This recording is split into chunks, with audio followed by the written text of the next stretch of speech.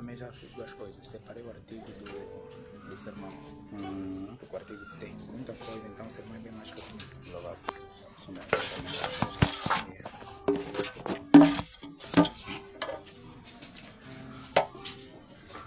Meus irmãos, bom dia. Aos irmãos, quero desejar saúde e fé e que tudo vos vá bem segundo a graça e a misericórdia de Deus. Eu quero de antemão aqui pedir perdão por chegar muito tarde. Eu queria tomar parte da primeira exposição, gostava mesmo de poder, mas infelizmente o mototaxista que me levou, fomos parar a Gamec, giramos e giramos até chegar aqui, já se faziam 11 horas. Então quero pedir perdão aos irmãos por isso, né?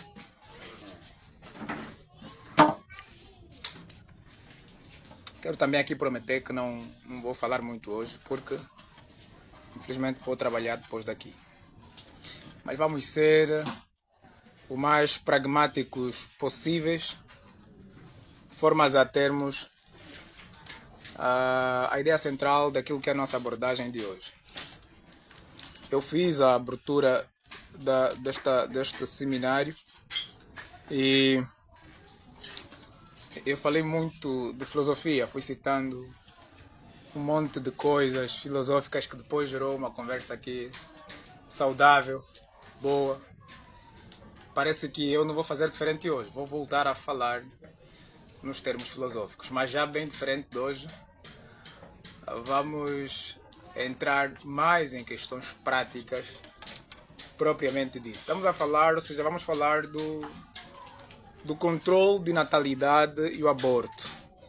Então os irmãos vão apontando, antes de eu orar, vão apontando os textos, alguns textos chaves que nós vamos percorrer durante a nossa abordagem. É o Salmos 127, versos 3. Salmos 127, 3, Atos 17, 28 e o Salmos 139, 13 a 16. Verifica se alguns irmãos estão apontando, o que me faz perceber que provavelmente alguns se esqueceram que trata-se de um seminário teológico. Este é um ambiente propício para o academicismo teológico, a teologia propriamente dita. E trazer bloco de anotação é fundamental, é indispensável. Bem? Porque aqui nós não vamos abordar numa perspectiva muito voltada a uma mera homilia, né?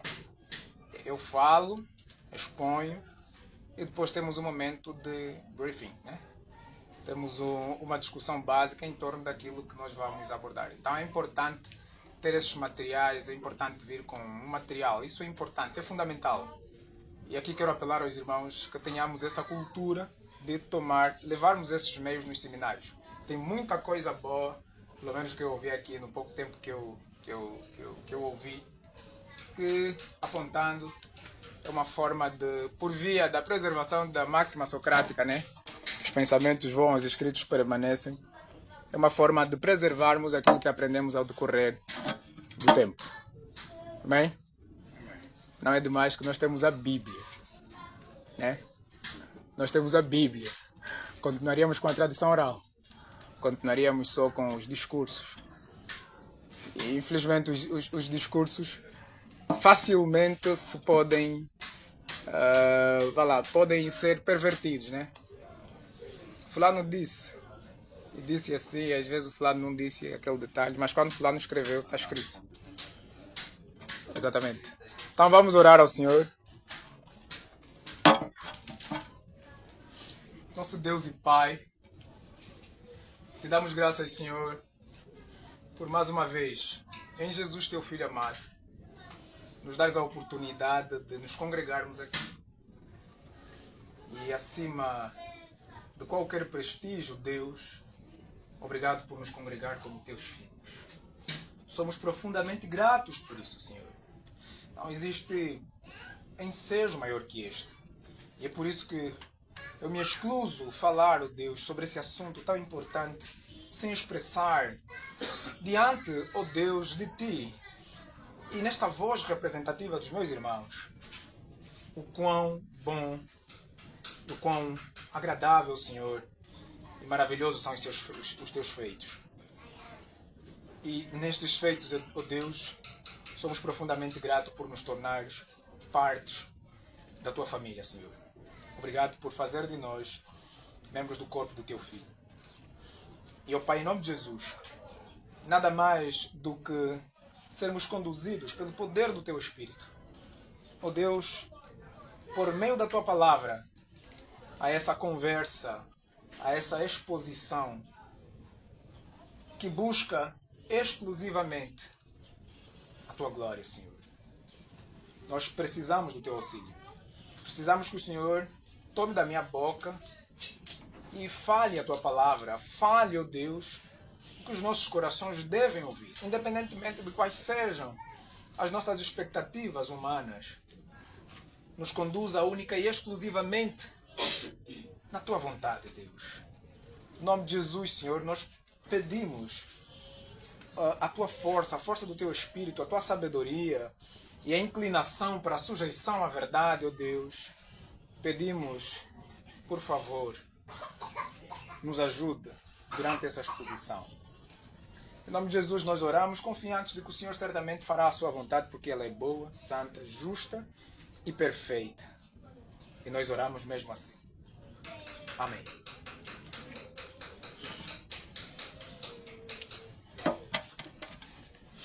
Como eu disse aos irmãos, não serei muito longânimo. Não serei muito delongado. Longanimidade é uma virtude. Sim. Então, meus irmãos,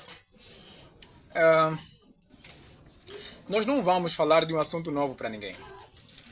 Amém? Nós não vamos abordar alguma novidade. Se alguém saiu da sua casa desejando ouvir alguma coisa muito estranha, é porque às vezes é isso que a gente perspectiva. Aborto, natalidade, controle de natalidade, aqui não tem nada estranho. Amém? Nós vamos falar, aliás, de alguma coisa da qual todos nós estamos inteirados, querendo ou não. Vamos falar da vida. E todo mundo está aqui, né? Está todo mundo vivo. Então hoje tratamos de um tema sensível, apesar de ser um tema conhecido e do domínio da maioria de nós, ou pelo menos de todos nós. Então esse tema é sensível, por quê? Porque ele também, em grande medida, acaba atacando um dos maiores problemas da nossa juventude. Digo juventude, e já explico porquê mais para frente. Acaba atacando um dos maiores problemas da nossa juventude. Infelizmente, este também é um tema que alguns não gostariam de ouvir. Por quê?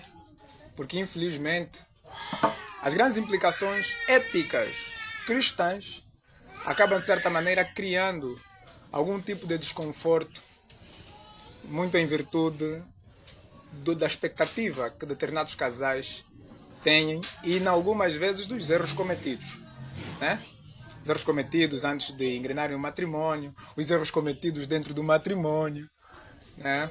Então, esse é um daqueles temas que, infelizmente, alguns podem até se permitir ouvir, mas criam todo tipo de mecanismo de defesa para não se permitir sujeitar às verdades contidas neste grande tema. Então, meus irmãos, eu começo aqui com uma pergunta simples para a igreja. Por que estamos vivos? Bem? Por que saímos de casa todos os dias, trabalhamos, comemos, amamos e lutamos? Como é que cada um responderia a essa pergunta? Por que ainda tivemos o privilégio de travar aqui uma discussão sobre a guerra? Eu ouvi os irmãos. Por que o cara lá consegue segurar o guarda-chuva e o outro cara lá atrás igualmente? Alguns estão olhando para mim tão firmemente. Por que isso é possível? Então, Quando eu pergunto, ou quando eu digo que o tema nos interessa a todos, é porque a resposta dessa pergunta é tão simples. Mas também, diga-se a bom da verdade que nós teríamos muitos argumentos para responder essas perguntas simples que eu fiz. Por que estamos aqui? Né? Sobretudo nós comunitários que gostamos muito de falar, argumentar, né? Fundamentar, discutir. Eu, assim, lanço a bola e cada um aqui já teria que pegar um discurso daqueles. Não, nós estamos aqui porque, segundo, de acordo, né? Nós estaríamos a fazer essa ginástica, viríamos já aqui alguns a falar. De acordo com. No entanto, a resposta continua sendo uma resposta simples. Por mais que a pergunta ela pode parecer inicialmente muito complexa, a resposta é simples, meus irmãos. Nós estamos aqui, nós comemos, amamos, nós trabalhamos, nós saímos de casa e voltamos vivos. É porque nós temos vida. Essa é a resposta. Nós estamos aqui porque temos vida. Ou não? Os que não têm, não estão. Os que não têm não praticam nada disso que a gente mencionou. Os que não têm não andam. Os que não têm não se movem. Os que não têm não comem. Os que não têm não podem fazer absolutamente nada disso. A vida, neste contexto, de acordo com essa pequena definição, ou com essa pequena resposta, a vida é nada mais do que a base de tudo nesse contexto. Assim, tudo que nós conhecemos, tocamos, só é possível porque estamos vivos. Aleluia? Se isso é verdade, sem vida, se isso é verdade, então sem vida não tem nada, pelo menos para os que estão vivos. Amém? Tu não nasces, tu não conheces esse mundo. Amém? E se tu não conheces esse mundo, tu não nasces, não conheces essa realidade, nada do que se vive aqui importa para você. Porém, nós nascemos, então tudo à nossa volta só é possível por causa da vida. Sem a vida não há família, não há planos, não há futuro. E, no entanto, vivemos uma geração, amém? Que começou a tratar a vida como algo negociável. Mas vê, a vida é a base. Amém? É com a vida que nós conseguimos fazer tudo o que nos é permitido fazer. Entretanto, a vida ela é tão básica, mas de tão básica que, para muitos, refletir sobre ela não faz o menor sentido. Hoje, em muitos contextos, inclusive nosso, né? No contexto eclesiástico, a ideia de natalidade, a ideia de filhos, já não são vistos como bênçãos, por exemplo, porque estar aqui é uma bênção, né? Eu existir é uma bênção. Ou seja, essa é a alma da vida. Em outras palavras, é uma bênção, é um dom de Deus, é uma graça de Deus. Mas, por conta de vários fatores externos, e aqui quero invocar Bob Swag, por conta dos vários paradigmas, amém? Vários novos modelos de raciocínio. Aquilo que devia ser, deixou de ser no seu devido lugar. A reflexão sobre a vida atualmente já não passa pelo valor que ela mesma possui. Agora ela passa sobre a relatividade de como cada um pensa a respeito. Eu estava a ouvir, sem entrar no debate anterior, os irmãos a falarem da guerra, o comandante, justiça, injustiça. E felizmente, eu vou falar sobre isso. Se vou dizer feliz ou infelizmente, vou falar sobre isso no decorrer do meu discurso. Então, meus irmãos, esses novos paradigmas ou as novas formas de concepção do que é e o que não é, fez com que a vida deixasse de ser refletida dentro do seu próprio escopo. Infelizmente, não apenas a vida, outras coisas também passaram a ser refletidas de outras formas. É nesse ambiente que surgem duas práticas, o controle de natalidade e o aborto. Mas uma pergunta não é apenas o que o homem pode fazer. Ou seja, a pergunta é, o que Deus diz sobre isso? Nós estamos a discutir o que, afinal de contas? As construções ideológicas sobre o A e o B. Porque assim, sobre guerra, sobre medicina, sobre qualquer uma outra coisa, Se nós formos à luz da ciência, a ciência vai nos oferecer métodos para tornar essas coisas práticas. Entretanto, a ciência, ela não se preocupa, e deixe que eu diga isso em bom tom, a ciência não tem preocupação moral das coisas. E se tiver, nós falamos aqui dos tipos de moralidade ou dos tipos de éticas. Falamos das éticas humanísticas, falamos das éticas naturais, né? Falamos também da ética cristã. Então, quando nós estamos a refletir sobre um assunto, nós tendemos inicialmente a procurar qualquer uma obra literária que aborda sobre aquilo. É a nossa primeira corrida. Nós queremos oferecer algum argumento que convença quem comigo está a discutir sobre o assunto que aquilo que eu creio está certo, como havia afirmado Immanuel Kant, né? Eu afirmo o que afirmo porque eu acredito que o que eu afirmo é o que é o correto. Ou seja, a nossa reflexão sobre qualquer um tema abordado aqui nesse seminário, é porque o seminário é teológico, ou seja, a base de reflexão de todos os temas aqui é a vontade de Deus. Nós podemos ser tão inteligentes, termos bons argumentos, do fórum do conhecimento empírico, do fórum do conhecimento científico, filosófico, até mesmo teológico, né? Considerando que há também possibilidade de trazer argumentos teológicos incorretos. Entretanto, se todo e qualquer um argumento, toda e qualquer uma reflexão que a gente apresentar para abordar sobre um determinado tema, nós não tivermos, eu não falo aqui de invocar texto explicitamente, mas se nós não tivermos os princípios normativos da nossa fé como a base que vão sustentar os nossos argumentos, infelizmente, nós, como crentes, estamos a errar. Podemos criar qualquer, assim, o argumento ao construir o argumento, ele pode ser belo, pode ser lindo, e porque aquelas pessoas que têm o dom da palavra, que têm boa capacidade de persuadir, sabem falar muito bem, constroem argumentos muito bonitos. Entretanto, não é sobre a beleza desses argumentos, é sobre o que Deus diz, o que o próprio Deus diz a respeito. Qual é a perspectiva divina em relação ao assunto? Porque quando nós ignoramos isso, automaticamente nós começamos a debater como um tolo. Por quê? Isso não é diferente do que Paulo fala em 1 Coríntios 2. Nós começamos a discutir com base na perspectiva da sabedoria humana, que para Deus não passa de uma coisa bem diminuta, né? Loucura. Loucura. Negamos, portanto, que haja alguma verdade na ciência, na filosofia? De maneira nenhuma, nem mesmo no empirismo.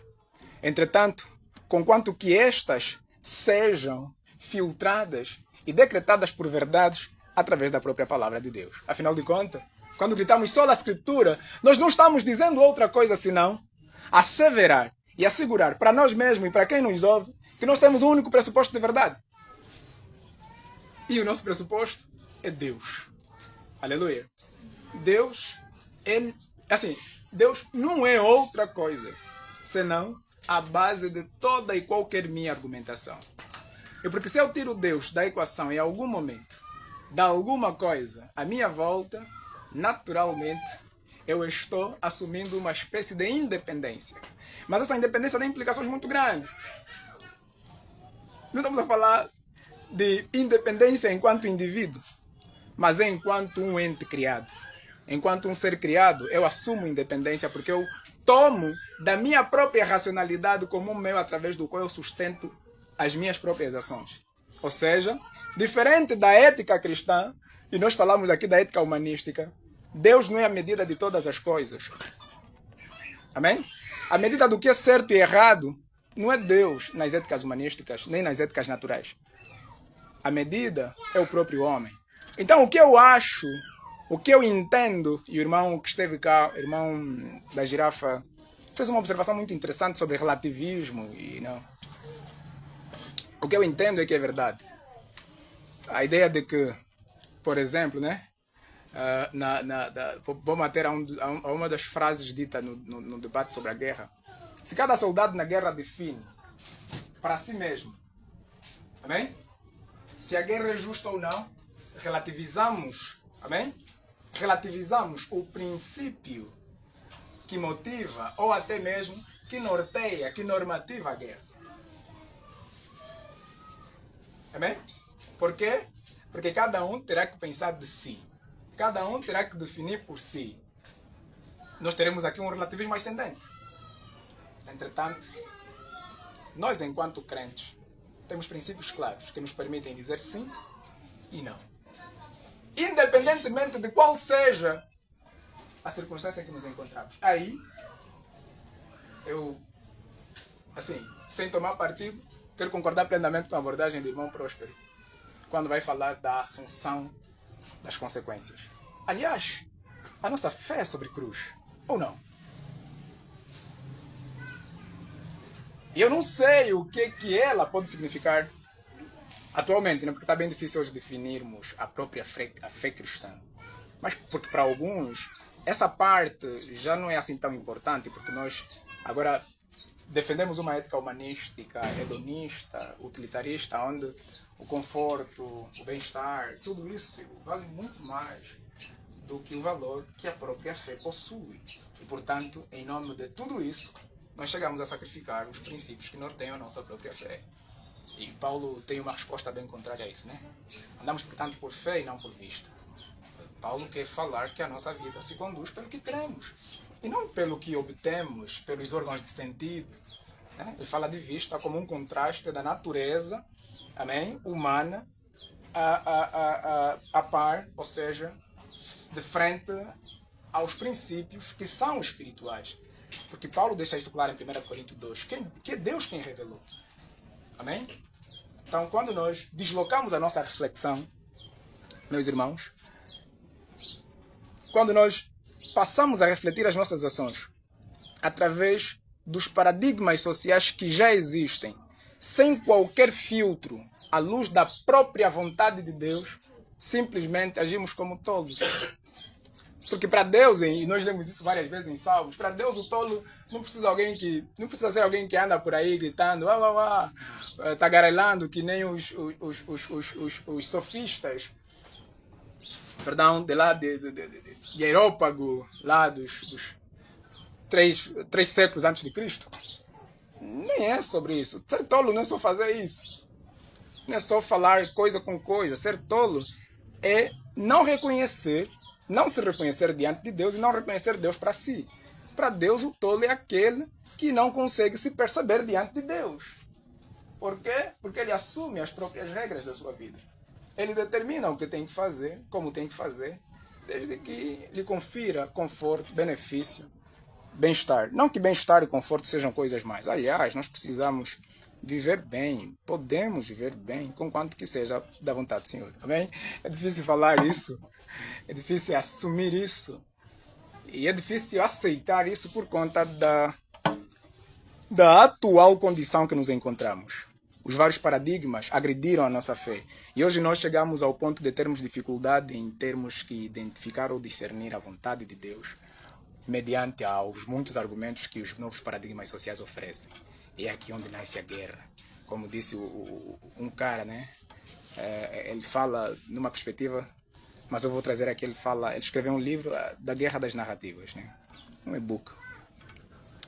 Entretanto, meus irmãos, em Atos 17, 28, eu vou convidar os irmãos a abrir a Bíblia. Atos 17, 28.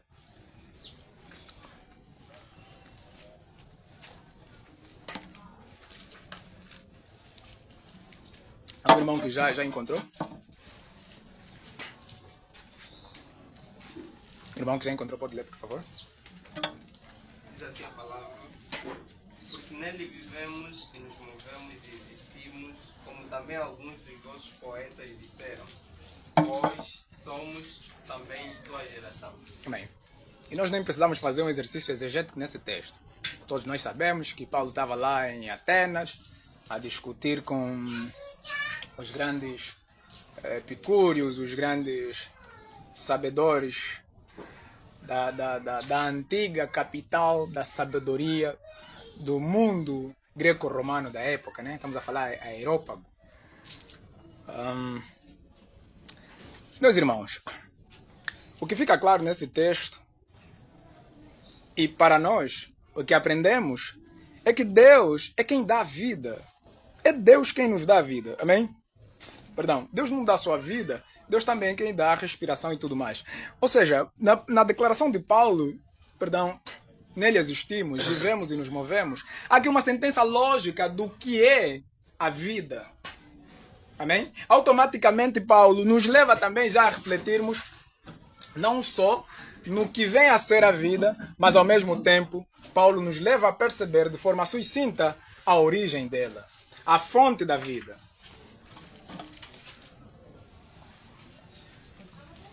Amém? Por favor, não se distraiam, a aluna vai ser arranjada. Então, meus irmãos, quando nós lemos Atos, Paulo fala de 3 realidades que pertencem exclusivamente a Deus como o ente incontingente. Ou seja, Paulo fala assim, nele existimos, ponto 1. Ponto 2, nele vivemos, ponto 3, e nos movemos. Sabe o que isso significa? Paulo está a dizer que Deus é a causa de toda a existência, né? E aqui vamos contextualizar na perspectiva humana. Deus é a causa de toda a existência. Amém? Não existe vida alguma, ou seja, não existe vida nenhuma, muito obrigado, que não tenha origem em Deus. Não tem. E porque a declaração de Paulo é cumulativa aqui. Ele cita um dos maiores pensadores da antiga Grécia, Cleandro. Um pensador clássico, embora aquele, ao falar sobre isso, não se referia ao Deus de Israel, mas a Zeus. E Paulo usa justamente dessa abordagem para apresentar aos seus seguidores, que essa frase é legítima quando alocada a Deus. Porque Zeus não era o único Deus de Olímpio. Zeus era mais um dos deuses. Amém? Mas eu não vou entrar na discussão, porque aqui é, assim, isso é uma discussão filosófica. O que fica claro é que Paulo apropria-se dessa frase, amém? E diz para os que estavam ali a lhe ouvir, olha, estás a ver, ou nele existimos, vivemos, nos movemos, ou também somos obra das suas mãos. Essa frase aqui não pertence a Zeus, pertence a Deus. Ao mesmo tempo que Paulo não estava só a sentenciar o fato de que a origem da nossa vida é Deus, Paulo no mesmo lugar sustenta que o mover, qualquer força, qualquer... Eu já vi aqui os irmãos a pestanejarem mais de tantas vezes, e agora a irmã pestanejou de novo, e pestanejou de novo, né? E nós vê que até esse movimento, né, que os que estudaram chamam de movimento peristáltico, né, involuntário, né? Até mesmo este movimento, meus irmãos, Paulo atribui o poder desse movimento a Deus quando vai dizer e nos movemos. Amém? Paulo diz que nele existimos, sim, mas Paulo não acusa Deus apenas de ser a causa de toda a existência, mas também acusa ao mesmo tempo Deus de ser a causa de toda a vida e, consequentemente, de toda a força, todo mover. Amém? Isso significa o quê, meus irmãos? Nós poderíamos dizer, tá bem, como dizem os pananteístas ou os deístas, que Deus nos criou, mas nos deixou, né? Tudo agora a gente faz. Isso é simplesmente mentira nessa frase. Paulo já resume. Deus não só nos fez existir, mas Ele é quem sustenta a nossa vida. Amém? Portanto, todo o trabalho que tu fazes, que eu faço, todo o esforço que a gente faz, ele se torna inútil se Deus nos chamar. Amém? E fica muito claro em João capítulo 14, versículo 5. O que é que João fala? Portanto, assim, versículo 1. O homem nascido de mulher, né, é de bem poucos dias. Nasce, como a folha e murcha. O homem nascido de mulher é de bem poucos dias. E cheio de inquietações, falta essa parte.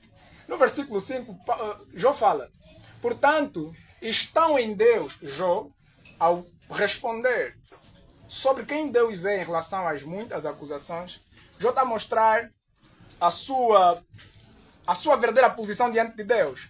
E Jó fala algo muito profundo, provavelmente não muito aceite. Eu não aceitei isso, sobretudo no dia que perdi a minha mãe, né? Porque João fala assim, porquanto os seus dias estão em Deus contados. Ele fala dias, meses e semanas. E disso ninguém ultrapassa. Nessa declaração fica claro e explícito que ninguém morre no dia errado. Independentemente de qual seja a nossa concepção. Ninguém morre no dia errado. Não negamos as causas naturais, as causas externas por detrás de uma morte, mas queremos admitir que a vida pertence a Deus. Deus dá e Deus atira. Aleluia. Aleluia. Jó declara isso. É difícil aceitar isso, né? Por isso que a gente chora quando a gente perde um ente querido. Mas essa é a mais pura verdade. Então, o que estamos dizendo aqui nesta manhã, nesta tarde, agora já são 12 horas, aos irmãos, é que a vida tem origem em Deus, mas a vida também se sustenta em Deus. Amém?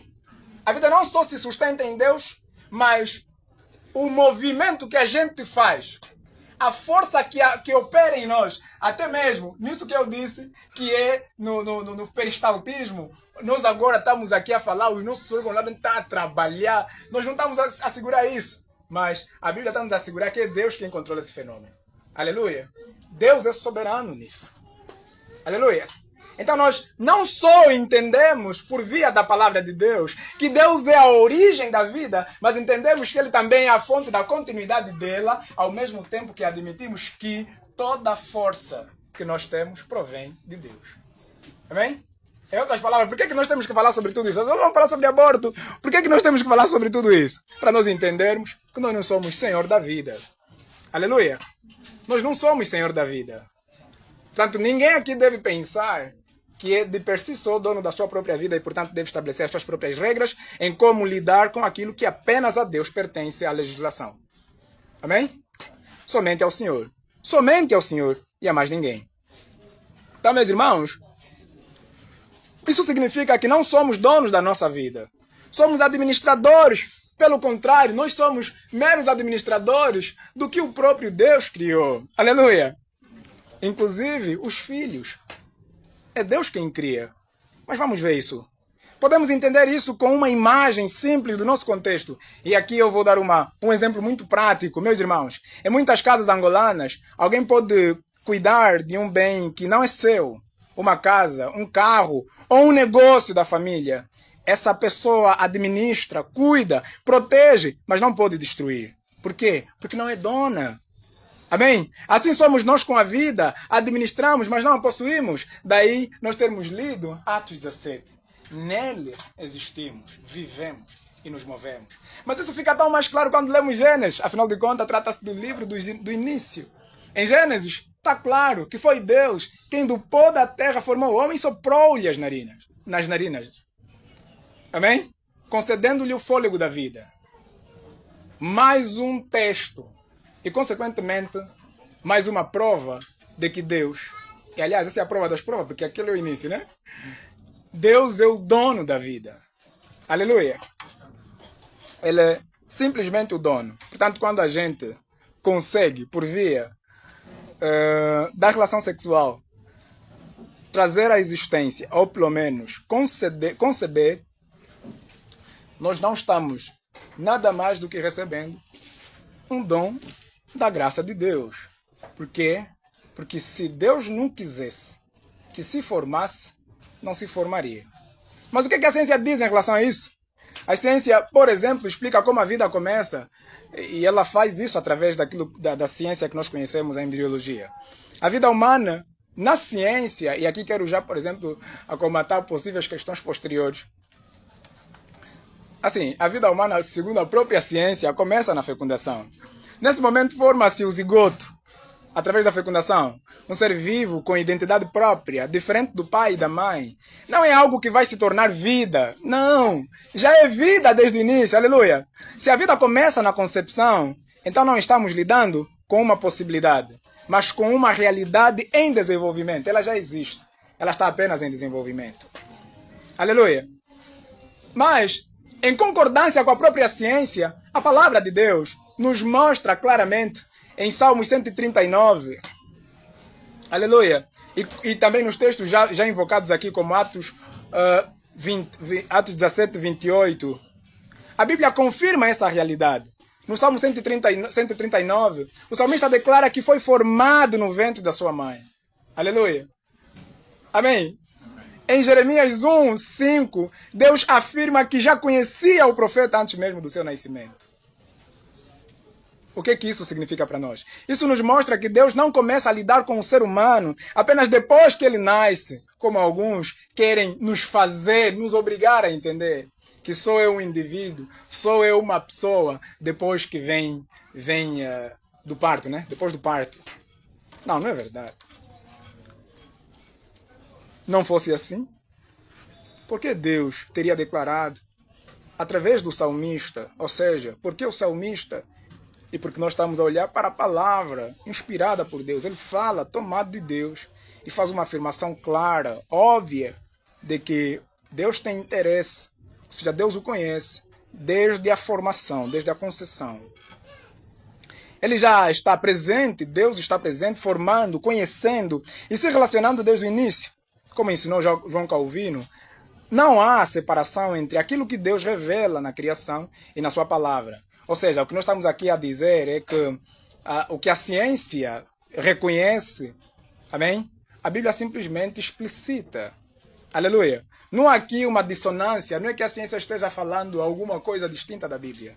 Não, Calvino deixa isso muito claro, que não há separação entre aquilo que Deus revela na criação e a ciência é exatamente o meio através do qual Deus revelou esse fato e a própria palavra, no caso a Bíblia, é não mais do que o meio através do qual nós temos a plena certeza de que aquilo que a ciência disse é verdade. Ou seja, a Bíblia atesta a alegação de verdade da ciência. Aleluia! Portanto, se a ciência reconhece a vida desde a concepção e a Bíblia revela o cuidado de Deus desde o ventre, então a conclusão é clara, meus irmãos. A vida pertence a Deus desde o início. Isso é simples. Isso é claro. Aleluia! Aleluia! E aí a pergunta que fica, então, Catípia, diante disso, a minha pergunta é errado, afinal de contas, planejar? Porque estamos a falar de controle. Amém? Afinal de contas, é errado planejar? É errado fazer planeamento? Pergunta mais direta, né? É errado? Não. Não. A resposta é essa. Não é errado. A Bíblia não condena o planeamento responsável. Há espaço para a organização familiar, espaçamento entre filhos e cuidado com a saúde. Olha lá, isso são o que nós podíamos chamar aqui boas razões para o planeamento. No entanto, existe uma linha muito perigosa e é importante que isso fique claro. Tem aqui mulheres, algumas de vocês são mães. Quando o controle deixa de ser, por exemplo, a administração e passa a ser a rejeição da vida, e aqui voltamos um bocadinho para o que nós chamamos no primeiro discurso de hedonismo, quando os filhos são evitados por egoísmo, conforto ou ainda mentalidade materialista, meus irmãos, nós já não estamos diante de sabedoria, mas de rebelião contra Deus. Quando o planeamento tem em base um sentimento egoísta, amém? Hedonista, utilitarista, materialista. Quando o planeamento tem em vista esses propósitos que não passam de meramente propósitos antropocêntricos, nós estamos sendo rebeldes contra Deus. E aqui nós refletimos então o que nós estamos a chamar aqui de aborto.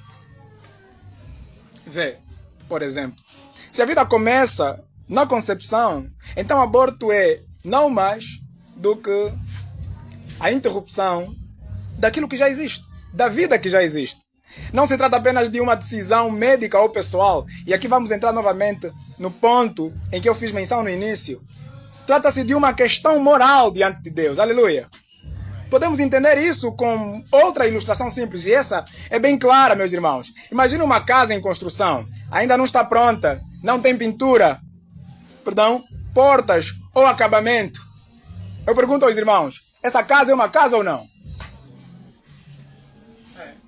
Essa casa é uma casa ou não? Mas ela está praticamente crua. Essa casa está, praticamente ela está na fase de gente, ou seja, está no início. Mesmo que não tenha teto, ainda é uma casa. Então, quando, por exemplo, nós usamos do argumento de que por ainda não ter, 5 meses, 3 meses, 6 semanas, 3 semanas, 4 semanas, por ainda não ter o tempo que algum tolo ali estudou e disse que só pode ser considerado um indivíduo com identidade própria a partir do segundo trimestre. E aí nós nos esquecemos até do que lemos em Salmos 139. Jeremias capítulo 1. Porque agora nós queremos um argumento que sustenta esse nosso desejo egoísta. Nós somos muito ávidos para isso. Né? Tiago fala, por exemplo, que cada um é tentado segundo a sua própria cobiça.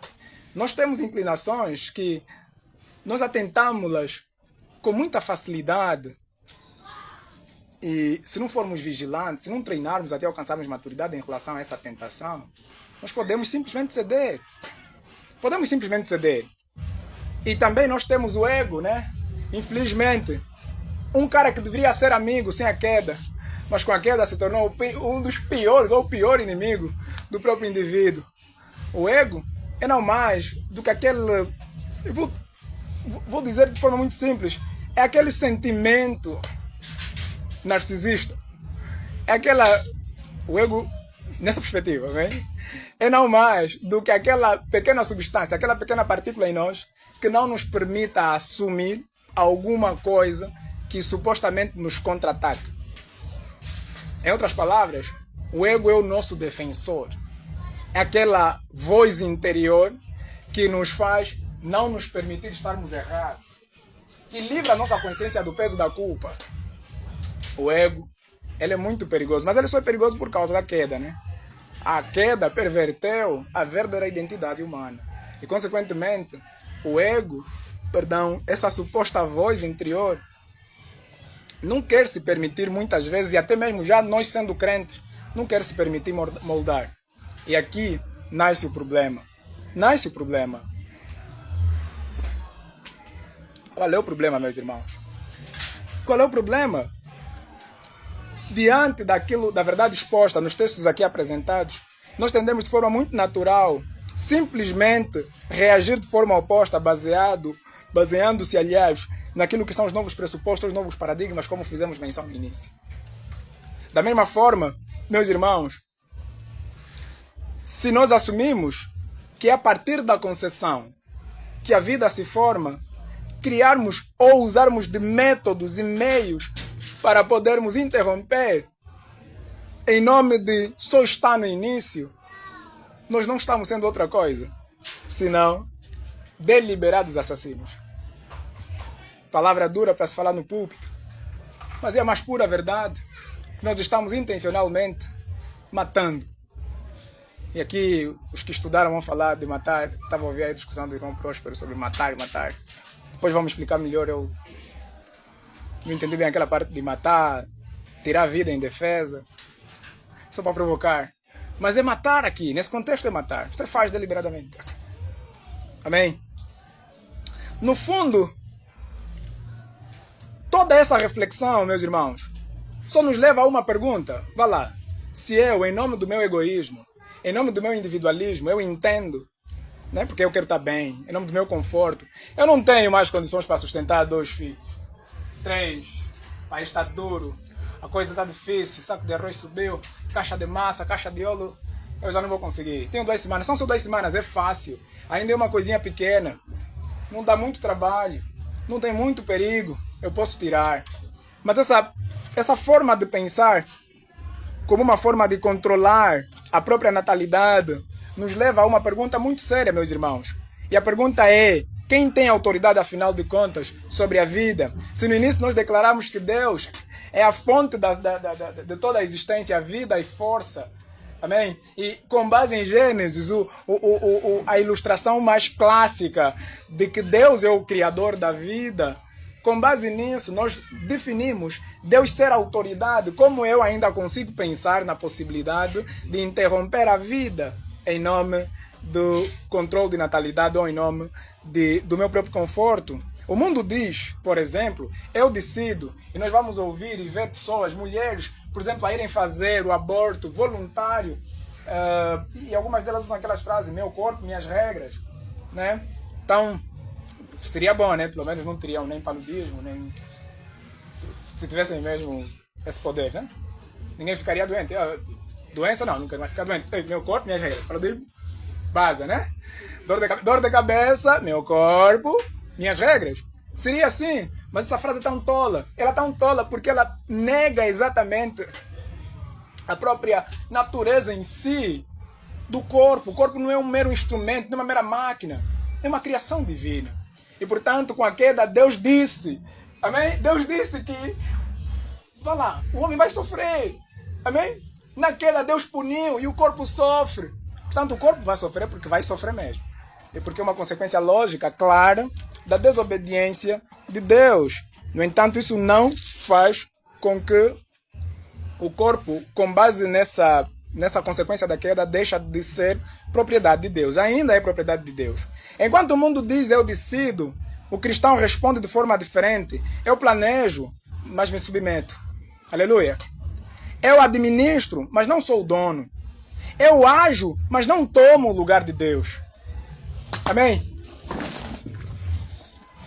Eu acho que hoje não é dia de eu pregar. Já enfrentei um monte de circunstâncias para chegar até aqui. Ou não orei bem para esse dia.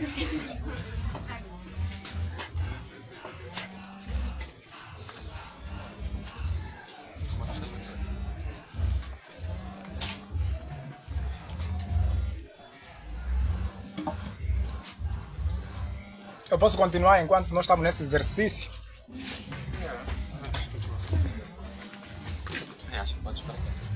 Oh, temos muitos homens na igreja. É um pouco frio, é melhor ficar aí.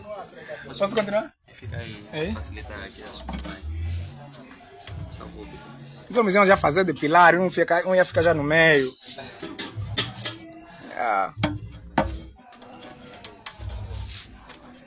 Então, meus irmãos, eu estou a concluir também, porque eu disse que não vou falar muito.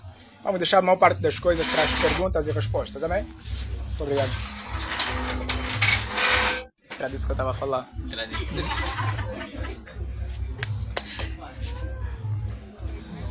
Então, meus irmãos, diferente do mundo, o crente diz, eu planejo, mas me submeto. A ideia do planejar e se submeter, vá lá, nós planejamos não ter filhos, amém? Mas, para os casados, sabem que pode acontecer mesmo planejando, amém? Prestem atenção, por favor, meus irmãos. O filho pode vir mesmo não planejando. Aleluia! Então, o que eu faço? Quando, diante daquilo que eu planejei não ter filho esse ano. Eu planejei não engravidar. Próximo mês, próximo ano, eu quero comprar mais uma geleira nova, aquela da Essence ou da Mídia. O dinheiro não vai chegar se eu tiver neném. A fralda, meu Deus. A fralda, né? Um monte de coisa, né? Alguns casais conversam, né? E nessa conversa, às vezes, nós temos uma decisão muito estranha. Um concorda, outro não concorda. O outro faz ou o outro não faz. Briga, uma eterna briga. Geralmente, esses tipos de briga tendem a gerar conflitos posteriores muito grandes. Tem consequências muito graves do ponto de vista de traumas e não só. Mas o que eu quero mostrar aqui, ou o que nós precisamos pensar, mediante a essa falha no nosso planejamento, é que nós precisamos nos consolar com a vontade de Deus. Amém? A gente planejou, a criança veio, vamos aceitar. Aleluia! Vamos aceitar, porque é Deus quem deu. Aquela criança se formou porque Deus permitiu. Aleluia! Negar isso, ir contra isso é não mais do que assumir ou se colocar numa posição, como nós já questionamos aqui, de quem é a autoridade da vida, é se colocar na posição de Deus. Quando as escrituras, por exemplo, falam que eu dou vida, eu atiro, e nós voluntariamente, intentamos em tirá-la, nesse contexto aqui da concessão, nós estamos não mais do que nos colocando numa posição ou na posição de Deus. Portanto, meus irmãos, essa pergunta revela a maturidade espiritual. O verdadeiro cristão vive com responsabilidade, mas também com temor diante da soberania de Deus. Ou seja, quando falamos de viver com responsabilidade, como o casal precisa planejar. O casal precisa conversar. O casal precisa fazer projetos. O casal não tem que fazer só. Amém? Isso revelaria também muita imaturidade. Amém? Porque há um princípio aí economista, já não me lembro, mas é mais ou menos, ele foi proposto por Ford, esqueci o primeiro nome dele, mas ele falou algo muito interessante. Ele disse, por exemplo, que no início, quando havia menos pessoas e mais recursos, era mais fácil gerir. Né? Agora, quando acontece o inverso, a ginástica é grande, o exercício é grande, você tem mais pessoas, tem escassos recursos. Você tem que fazer uma boa gestão para conseguir distribuir melhor. Amém? Então, nessa questão de ter filhos, meus irmãos, sem ataques, mas eu ficaria de pé aqui, com o pau. Brincadeira. Quando nós falamos de responsabilidade nesse contexto, não estamos negando a ideia de descansarmos na vontade soberana de Deus. Nem estamos negando que os filhos são herança do Senhor. Amém? Mas queremos e estamos fazendo com responsabilidade. Queremos e estamos procriar com responsabilidade. Amém? Amém, meus irmãos? Então, de forma sucinta, como eu disse, não vou falar muito, vou deixar tudo para perguntas, porque eu sei que os irmãos vão perguntar sobre métodos contraceptivos, né? Vamos falar também sobre isso. Mas eu estou a remir o meu tempo. Voltamos então à pergunta inicial, meus irmãos. Por que estamos vivos? A resposta é profunda. Estamos vivos porque Deus quis. Aleluia. E estamos vivos para Deus. Portanto, a questão não é apenas se podemos controlar a natalidade, mas se estamos honrando o autor da vida ao fazê-lo. Amém? Claramente. E aqui vamos entrar na questão de como estamos fazendo, para sabermos se estamos honrando ou não. Amém? Estamos agindo como mordomos da vida ou como donos? Estamos confiando em Deus ou apenas tentando controlar tudo? No fim, tudo se resume a isso. A vida é um dom de Deus e todo dom exige responsabilidade diante do Senhor. Amém, meus irmãos? Assim sendo, a ideia do controle de natalidade deve passar por um processo, ou seja, deve ser, na nossa percepção enquanto crente, deve ser um ato ou um processo de responsabilidade. Eu preciso conversar com a minha parceira para vermos aquilo que é, enquanto família que nós somos, né? Minha esposa é minha primeira família. Os filhos depois casam, vão embora. Então, eu preciso sentar com a minha esposa, conversar com ela sobre aquilo que a gente projeta enquanto família. Amém? Aquilo que nós próprios projetamos, inclusive para as próprias crianças. Nós precisamos conversar isso. E com base naquilo que for a nossa conclusão, avançarmos. Amém? Isso é planejamento, isso é responsabilidade. No entanto, há um ponto. Qual é o ponto? O ponto do aborto. O aborto deve fazer plano disso? Não. O aborto não deve fazer plano disso. Amém? Claro, nós não estamos a falar do aborto espontâneo, involuntário. Isso nem poderíamos chamar de assassinato. Amém? Mas estamos a falar do aborto voluntário, baseado no hedonismo, no meu prazer, no meu conforto, no meu desejo, no que eu quero, no medo do que vão pensar, no medo do que vão dizer. E isso sim é um problema. Isso não faz parte do planejamento. Isso não faz parte do planeamento. Amém? Não faz parte do planeamento. Isso é um ataque direto a um poder ou a uma autoridade que só Deus possui. Amém? Isso é um confronto direto a Deus. Quando um casal, né, seja de jovens ou senhores, parte para o aborto como uma forma de se sobreposicionar, esse casal está a fazer uma afronta direta a Deus. Amém? Está a afrontar a Deus. E as escrituras falam, né? A horrenda coisa é cair nas mãos de Deus. Então, meus irmãos, eu prefiro parar aqui, prefiro terminar a minha abordagem de forma simples, sucinta, e deixar tudo o resto para perguntas. Amém? Amém? Vamos orar? Não. Oramos para Ah. depois. Sim, meus irmãos, perguntas